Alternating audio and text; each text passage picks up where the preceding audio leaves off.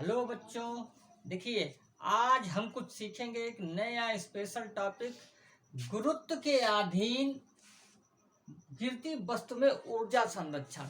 कोई वस्तु गुरुत्व के अधीन, जैसे इस मार्कर को हम ऊपर फेंके तो पृथ्वी क्या करती है, इसको नीचे की ओर खींच लेती है। तो पृथ्वी के अंतर्गत जो गतियां होती हैं उसको हम गुरुत्व के अधीन गति कहते हैं। ठीक है, और हमको ये दिखाना है गुरुत्व के अधीन जब कोई वस्तु गिरती है तो प्रत्येक बिंदु पर वस्तु की ऊर्जा जो होती है, यांत्रिक ऊर्जा नियत रहती है। देखिए ये दो सिद्धांतों पर कार्य करती है। एक तो ऊर्जा संरक्षण का नियम, आपने पढ़ा होगा, ऊर्जा को न तो उत्पन्न किया जा सकता है और न ही नष्ट किया जा सकता है। ठीक है, इसे एक रूप से दूसरे रूप में परिवर्तित किया जा सकता है, यह ऊर्जा संरक्षण का नियम कहलाता है।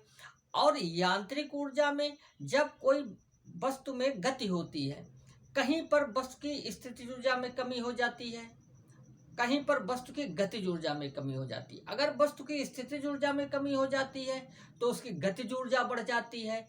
अगर गतिज ऊर्जा में कमी हो जाती है तो उस वस्तु की स्थितिज ऊर्जा बढ़ जाती है। इस प्रकार कुल ऊर्जा का योग जो होता है वो नियत रहता है। इसको हम एक डेरिवेशन की सहायता समझेंगे। कैसे? मान लीजिए कोई यम द्रव्यमान का पिंड है और वो पृथ्वी तल से यच ऊंचाई पर स्थित है। ठीक है, मान लिया हमने, यहां हम क्या मान लें, माना यम द्रव्यमान का कोई पिंड है, माना यम द्रव्यमान का कोई पिंड, देखिए लिख रहे हैं पृथ्वी तल से यच ऊंचाई पर है, पृथ्वी तल से यच ऊंचाई पर है। ठीक है, और इस ऊंचाई से वो गिरना प्रारंभ करता है, पृथ्वी तल से यच ऊंचाई से गिरना प्रारंभ करता है। अब देख लीजिए इस फिगर को हमने बनाया है, हमने दो स्थितियां बनाई, एक स्थिति ए है और दूसरी स्थिति बी है और तीसरी स्थिति पृथ्वी तल के करीब समीप सी है। ठीक है, प्रथम स्थिति में वस्तु कहां पर है, बिंदु ए से गिरना प्रारंभ करती है। तो बिंदु ए से आपने देखा, अगर हम किसी चीज को ऊपर फेंकें, ठीक है, या ऊपर से छोड़ें तो प्रारंभ में वो क्या होती है, विराम अवस्था में होती है, रुकी हुई अवस्था। अगर हम नीचे से फेंकेंगे तो भी ऊपर जाएगी, एक क्षण के लिए रुकेगी और फिर नीचे आएगी। तो बिंदु ए पर अगर हम बात करें, किस पर, किसकी बात करें, बिंदु ए पर, बिंदु ए पर, ठीक है, बिंदु ए की बात कर रहे हैं। तो बिंदु ए पर जो है वो स्थितिज ऊर्जा वस्तु किस स्थिति में होगी, रुकी हुई अवस्था में होगी। तो स्थितिज ऊर्जा उसमें क्या होगी बिंदु ए पर।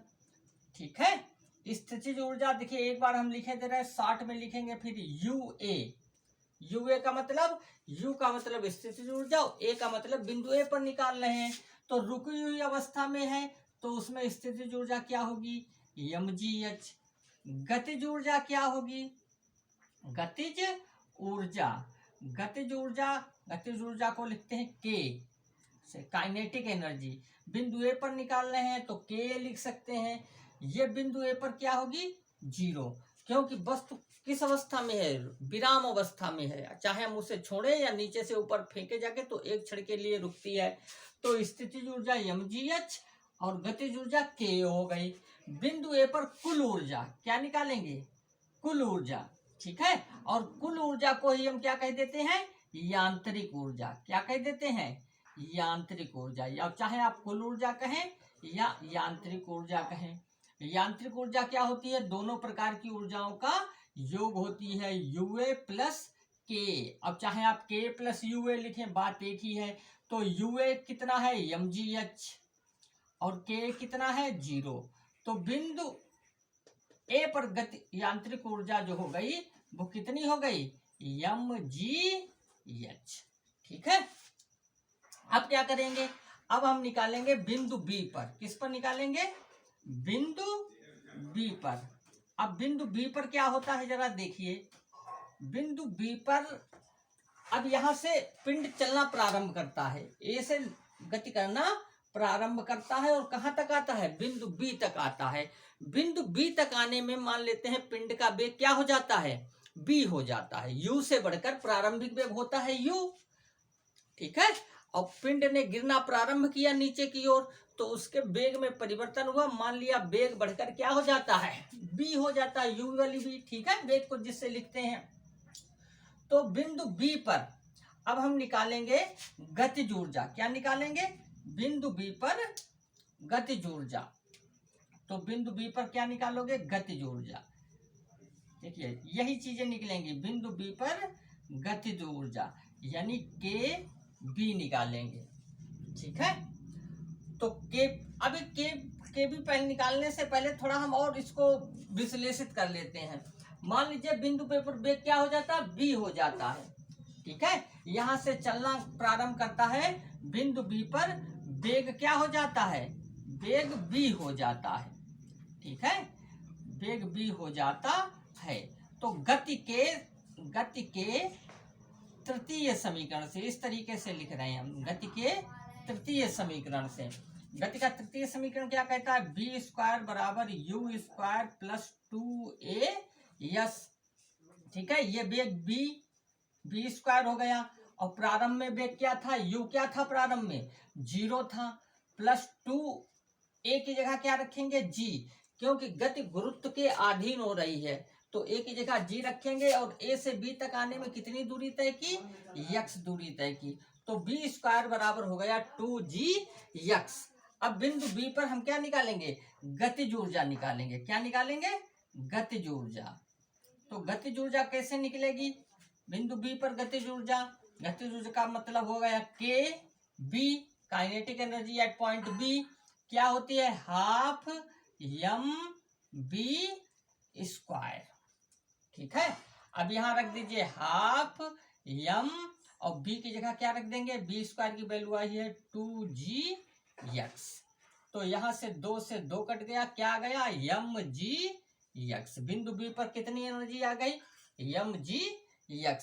अब हम क्या निकालेंगे, स्थितिज ऊर्जा निकालेंगे बिंदु b पर, स्थितिज ऊर्जा, ठीक है।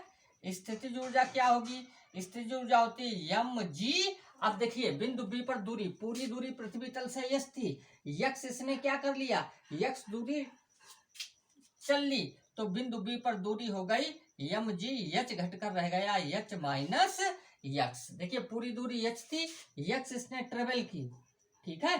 तो बची हुई दूरी पृथ्वी तल से ली जाती, बिंदु b पर डिस्टेंस रह गई mg h माइनस x। इसको आप अंदर करेंगे तो ये आ जाएगा mg h minus mg x, ठीक है। ये बिंदु p पर गतिज ऊर्जा और स्थितिज ऊर्जा आ गई। अब हम क्या निकालेंगे, हम निकालेंगे यांत्रिक ऊर्जा। क्या निकालेंगे, यांत्रिक ऊर्जा। अब हम यांत्रिक ऊर्जा निकालेंगे। हम जानते हैं यांत्रिक ऊर्जा क्या होती है, दोनों प्रकार की ऊर्जाओं का योग होती है। तो केबी प्लस यू बी, केबी हमारा कितना आया, केबी आया हमारा mgx, और यूबी हमारा कितना आया, यूबी हमारा आया प्लस mgh माइनस mgx। तो mgx से mgx कट गया, तो हमारे पास क्या बचा, mgh। तो बिंदु ए पर हमारी ऊर्जा आई mgh, बिंदु बी पर हमारी ऊर्जा आई mgh। इसी प्रकार हम तीसरे बिंदु पर निकालेंगे, बिंदु सी पर निकालेंगे। क्या करेंगे, बिंदु सी पर निकालेंगे, ठीक है। अब देखो यहाँ पर हम आपको निकाल कर दिखाते हैं, ठीक है। ये लाइन खींचे ले रहे हैं। अब निकालते हैं बिंदु सी पर, बिंदु सी पर, ठीक है।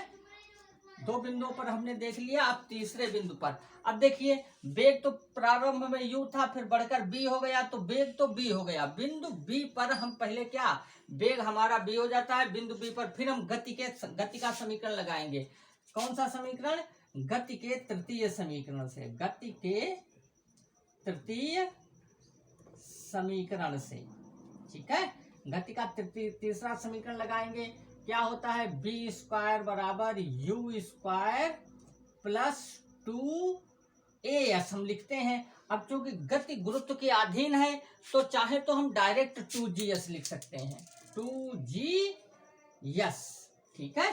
अब जरा देखिए, अब क्या है, बी स्क्वायर बराबर U प्रारंभ में क्या था 0 प्लस 2G और यस क्या है, बिंदु C बिल्कुल पृथ्वी तल के समीप है। कहाँ है, पृथ्वी तल के समीप है, पिंड पृथ्वी तल से टकराने वाला है। तो हम कुल दूरी ले लेंगे h, तो b² बराबर हो जाएगा 2G h। अब यहां से हम निकालेंगे बिंदु B पर गतिज ऊर्जा। क्या निकालेंगे, बिंदु B पर गतिज ऊर्जा। बिंदु B पर गतिज ऊर्जा क्या होगी, देखिए गतिज ऊर्जा होगी Kc बराबर हो जाएगा हाफ mv²। तो हाफ m और b की जगह क्या रखेंगे 2Gh, 2 से 2 कैंसिल हो गया तो क्या आ जाएगा mgh। ठीक है, अब क्या निकालेंगे, स्थितिज ऊर्जा निकालेंगे बिंदु B पर, स्थितिज ऊर्जा। देखिए बार बार बिंदु ना लिखना पड़े इसलिए हमने स्केच बना लिया है, इसको बिंदु C पर हम स्थितिज ऊर्जा निकाल देंगे। अब क्या है, बिल्कुल पृथ्वी तल के समीप है और ये पृथ्वी से टकराने वाला है। ठीक है, बिल्कुल पृथ्वी तल के समीप है, टकराने वाला है, तो ये UC, ये गतिज ऊर्जा जो है उसकी खत्म हो जाएगी, जैसे टकराएगा उसमें स्थितिज ऊर्जा आ जाएगी। तो बिंदु C पर भी स्थितिज ऊर्जा 0 हो जाएगी। अब हम क्या निकालेंगे, कुल ऊर्जा निकालेंगे। कुल ऊर्जा का मतलब होता है यांत्रिक ऊर्जा, कुल ऊर्जा का मतलब यांत्रिक ऊर्जा निकालेंगे। ठीक है, चाहे आप कुल ऊर्जा लिखे अन्यथा आंतरिक ऊर्जा लिखे, बात एक ही है। तो बिंदु C पर कुल ऊर्जा क्या हो जाएगी, कुल ऊर्जा हो जाएगी आपकी Kc प्लस UC। अब Kc क्या आया आपका, Kc आपका आया mgh और UC आपका क्या आया है 0। तो ऊर्जा कितनी हो जाएगी mgh। ठीक है, तो इस प्रकार इसको हम समीकरण 3 चाहे मान लें और देखते हैं। इस प्रकार हम देखते हैं कि बिंदु A पर जो ऊर्जा आती है, ठीक है, अब सारी इक्वेशन को आप चाहे जैसे हमने लिखा है, ये बिंदु EC पर एनर्जी की बात कर रहे हैं, EC हो गया। बिंदु B पर की बात कर रहे हैं तो बिंदु EB हो गया। इसकी बात कर रहे हैं तो ये EA हो गया।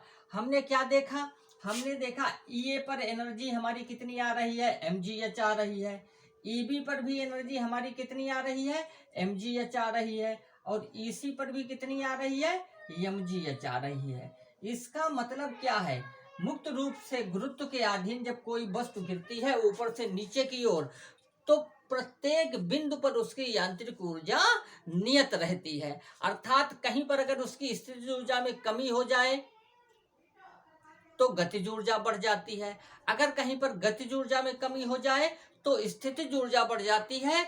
इस प्रकार से बढ़ती है कि गिरते हुए पिंड की यांत्रिक ऊर्जा सदैव नियत रहती है। ठीक है, तो ये बहुत अच्छी बात है, इसको ध्यान से कीजिए और ज्यादा हो एक बार इसको आप कर देखिए, बड़ी इंपॉर्टेंट टॉपिक है ये।